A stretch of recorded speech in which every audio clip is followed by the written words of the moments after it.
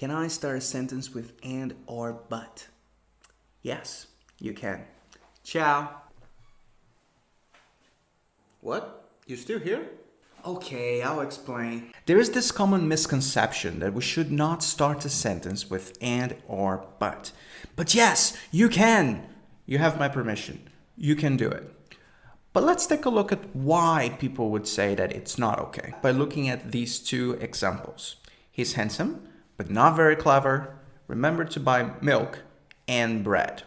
One thing that it's immediately obvious from looking at these two examples is that, well, we're not starting the sentence with but or and. They are in the middle. And that's where many people say you should put but and end in the middle, connecting two parts of the sentence. Well, if you can put it in the middle, then what's the problem with putting it in the beginning? The argument is that by putting in the beginning, you are creating a sentence fragment, like these two, but not very clever, and bread.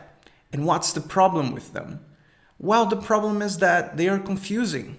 Sentence fragments might be missing a subject or a predicate, and then the person who hears it doesn't know what the hell you're talking about. For example, but not very clever. Who are you talking about? Me? Him? The dog? It can't be the dog, because you're the cleverest boy, the cleverest. See? What about in bread? Are you talking about breakfast? I don't know. Do you know? I don't know. That's a problem. Out of context, sentence fragments don't work. But here's the thing. Sentence fragments are not the only thing that can follow but and. You can have a complete clause, such as, but you said it was okay when I asked you. I have a subject and I have a predicate, a very long predicate, and then I saw her again, also a complete clause.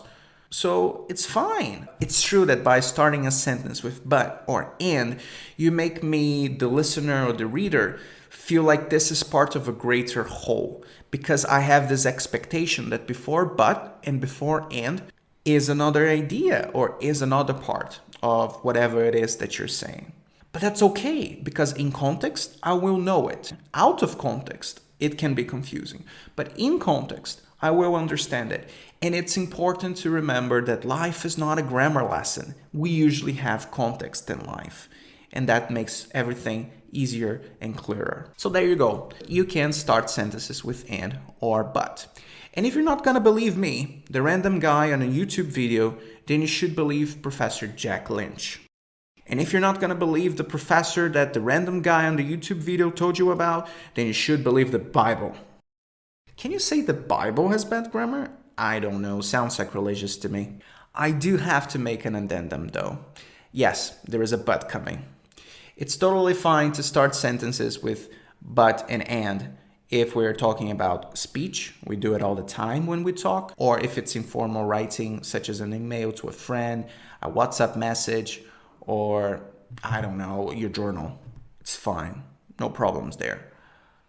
But we should try and avoid it if we're talking about formal or academic writing. Is it because it's grammatically wrong? No, I just spent like 3 minutes telling you that that's fine. It's not because it's grammatically wrong. The problem is that when we talk about formal writing, we're talking about a different medium of communication. It's another beast. It's not the same as speech in informal writing. Speech, it's all about real-time communication. I speak, you respond, then I respond to your response, and then you respond to my response of your response, and on and on and on we go. And it's also spontaneous. And by that I mean, I can think about what I'm going to say, but I have a limited amount of time. Because you're not going to wait for me forever, are you? Are you? No, if you have to wait for like 1 minute, you're going to get tired. Because of that, speech prizes shorter words like but and and because they're efficient.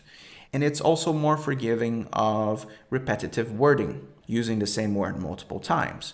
Because again, there's a need for speed. Formal academic writing, on the other hand, has the expectation that you're going to sit your butt down and plan and structure what you're going to say. So it expects you to use structures that are more complex and eye-catching than what you might find in speech. Also that there is a variety of vocabulary, so that you're not always using the same words. But not only that, it also has a certain aversion to common structures and common words associated to speech. Like hi, hello. You never see that in academic writing, do you? No, you don't. And the same is true for starting sentences with but and and. And formal academic writing is not a fan of that. So if you're not supposed to start your sentences with but and and in academic writing, what can you do when you really want to use but or and? Well, one option is you can just opt for a more formal near synonym.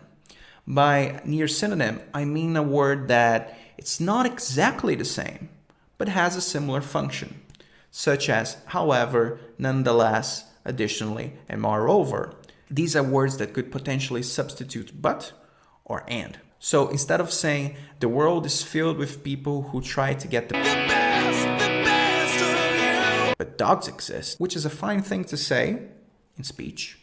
In formal academic writing, it would be best to say something like, the world is filled with people who try to get the best of you.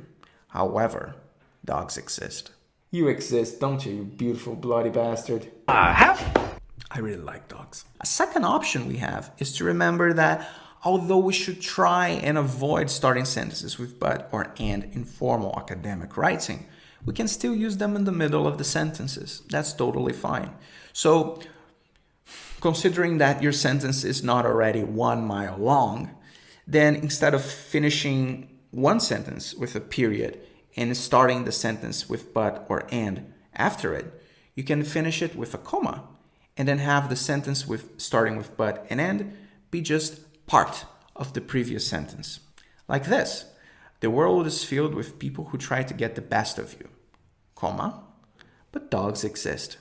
This is it. I hope you found this video useful. And I wonder, how many times did I say the word and the word but in this video? I don't know. Do you know? Let me know in the comments.